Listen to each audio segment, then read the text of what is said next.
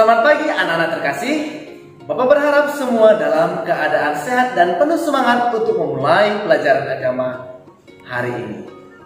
Bertemu kembali dengan saya Bapak Janes Yotang di pelajaran agama Katolik kelas 6 SD.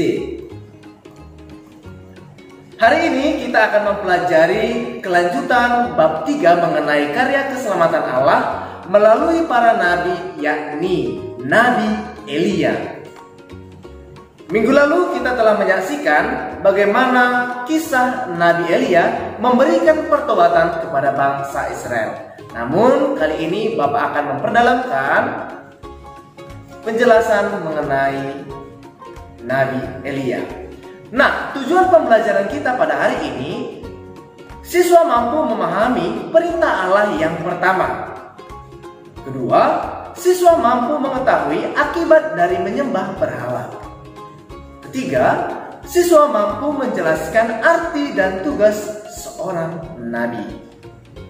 Dan yang keempat, siswa mampu memahami cara Elia dalam mengembalikan iman umat Israel. Nah, anak-anak yang terkasih, dalam menyampaikan kebenaran, kita harus memiliki sebuah keberanian. Begitu juga Elia dalam menjalankan tugasnya sebagai nabi. Dia dengan berani menegur dan memberikan pertobatan kepada bangsa Israel, khususnya juga terhadap Raja Ahab yang memerintah di Israel pada saat itu. Elia adalah seorang nabi di kerajaan Israel pada zaman Raja Ahab memerintah sekitar abad ke-9 sebelum Masehi. Nabi artinya orang yang dipilih Allah untuk menyampaikan firman-Nya kepada umat manusia. Firman artinya perkataan Allah yang berisikan tentang nasihat dan kebaikan. Anak-anak Bapak yang terkasih, Nabi Baal artinya nabi palsu atau dewa palsu yang menyesatkan dan membuat orang jatuh ke dalam dosa. Nah, yang menjadi permasalahan yang terjadi di Israel adalah bangsa Israel tidak taat kepada Allah karena mereka dihasut oleh Nabi Baal untuk menyembah berhala. Nah, menyembah berhala artinya menyembah dan memohon pertolongan terhadap sesuatu objek yang diyakini memiliki kekuatan yang dapat menolong hidup manusia. Contohnya, menyembah batu, pohon, dan benda-benda lainnya yang dianggap keramat, yang dianggap memiliki kekuatan untuk membantu hidup manusia. Tetapi perlu kita sadari, segala sesuatu kebaikan yang kita peroleh itu semua berasal dari Tuhan. Nah, anak-anak yang terkasih, kesalahan Raja Ahab adalah mengizinkan dan mengajukan rakyatnya untuk menyembah berhala demi memperistri Ratu Isabel. Oke, di sisi lain, sikap berhala juga ditunjukkan pada zaman ini dengan sikap-sikap yang tidak baik di hadapan Tuhan, seperti kecanduan dalam bermain game, kecanduan dalam obat-obat terlarang, kemudian mendewakan uang dari atas segalanya sehingga melupakan Tuhan, melupakan sesama demi kesenangan pribadi. Itu merupakan perbuatan yang tidak terpuji. Nah, anak-anak yang terkasih, Allah mengetahui perbuatan buruk bangsa Israel. Namun Allah tidak langsung meninggalkan mereka begitu saja. Sama seperti kehidupan kita pada zaman ini. Ketika kita berbuat kesalahan, Allah tidak langsung meninggalkan kita. Allah malah sebaliknya memberikan kita teguran lewat orang-orang terdekat kita. Melalui siapa? Melalui orang tua kita, para guru kita, bahkan dari teman sebaya kamu yang memberikan suatu pandangan positif, kebaikan dalam hidup kamu dalam sehari-hari. Nah, anak-anak yang terkasih, begitu juga Allah kepada bangsa Israel. Allah memberikan Elia sebagai uluran tangan Tuhan dalam menegur mereka untuk memberikan pertobatan. Anak-anak yang terkasih, ketika bangsa Israel dan Raja Ahab diberikan teguran oleh Elia, mereka tidak serta-merta langsung percaya bahwa Elia adalah utusan Allah. Begitu juga kita kan, sebagai manusia biasa, ketika kita ditegur, kita tidak langsung mengiyakan teguran baik itu. Malah kita sering mengabaikannya. Nah, itu tidak boleh terulang kembali dalam kehidupan kita. Karena sama saja kita menolak kebaikan Tuhan yang telah Tuhan berikan kepada kita. Oke, anak-anak yang terkasih, Allah akhirnya membuat kekeringan di Israel sehingga tumbuhan mulai mengering dan cuaca semakin panas. Hal ini menandakan bahwa Allah memberikan peringatan kepada Raja Ahab dan bangsa Israel. Namun mereka tetap mempercayai dan mendewakan dewa-dewa Baal dan Dewi Asyera yang mereka anggap memberikan sebuah kontribusi atau memberikan sebuah kebaikan bagi hidup mereka. Tetapi itu semua tidak ada. Namun itu semua berasal dari Allah.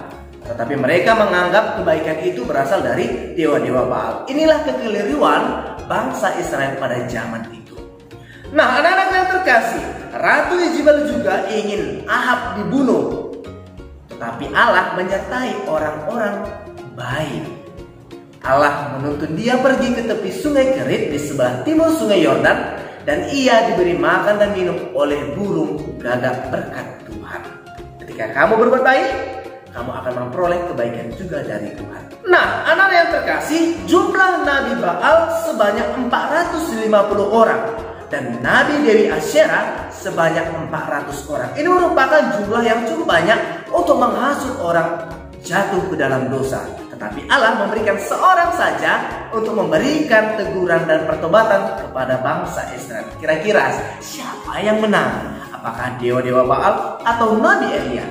Tentunya Nabi Elia sebagai utusan Tuhan. Nah, akhirnya bangsa Israel sadar dan percaya bahwa Elia adalah nabi utusan Allah ketika kurban bakaran yang dipersembahkan habis terbakar dengan sendirinya berkat kuasa Allah. Minggu lalu kamu telah menyaksikan bagaimana proses tantangan yang diberikan oleh Elia kepada dewa-dewa Baal. Elia memberikan tantangan kepada Nabi Baal untuk membuktikan bahwa mereka apakah mempunyai kekuatan atau kuasa seperti Allah atau tidak. Akhirnya Elia membawa mereka semua ke Gunung Karmel untuk membuktikan kebenaran Tuhan kepada bangsa Israel.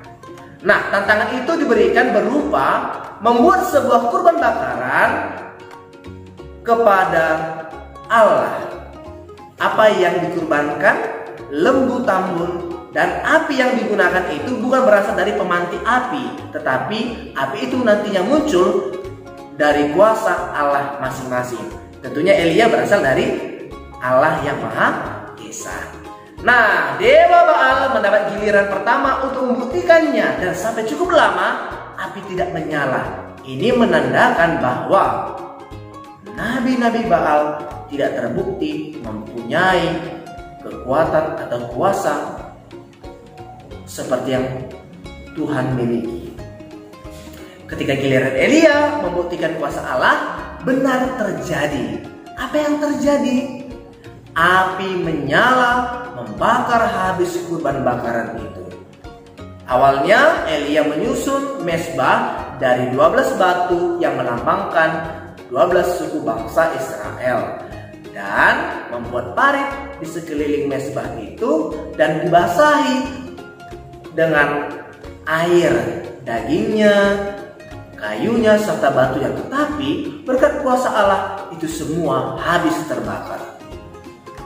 Nah, anak-anakku yang terkasih, jika kayu dan daging kurban dibasahi pakai air sebanyak 4 buyung atau tempat air maksudnya, maka kita akan berpikir secara logika kita itu akan sulit terbakar. Namun bagi Allah tiada yang mustahil. Nah, anakku yang terkasih, apa akibat kalau kita menyembah berhala? tentu saja Allah akan murka kepada kita. Karena jelas bahwa Allah melarang kita untuk menyembah berhala. Larangan untuk menyembah berhala terdapat dalam perintah Allah yang pertama. Bunyinya adalah, jangan menyembah berhala, berbaktilah kepadaku saja, dan cintailah aku melebihi dari segala sesuatu. Dengan demikian jelas bahwa kita tidak boleh menyembah berhala.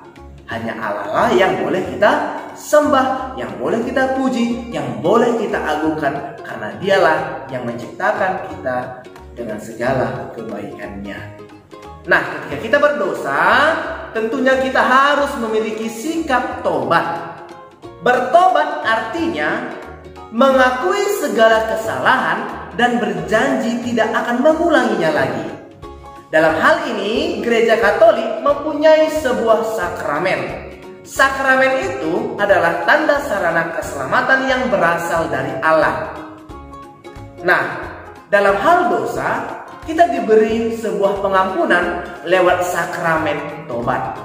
Sakramen tobat atau pengampuan dosa merupakan sarana bagi umat Kristiani, khususnya umat Katolik, untuk memperoleh pengampunan dosa lewat pengakuan dosa secara tulus di hadapan pastor sebagai wakil Tuhan di dunia ini. Dengan demikian, anak-anak yang terkasih, kita perlu meneladani sikap baik dari Elia. Elia adalah seorang nabi yang berani mengatakan hal yang benar bagi banyak orang. Ketika kita mendengarkan sebuah nasihat, tentunya kita harus mau menerimanya. Dan ketika kita berbuat dosa, kita tentunya harus bertobat. Dan tentunya yang paling penting, kita harus mematuhi perintah Allah yang pertama. Mari kita ulang perintah Allah yang pertama.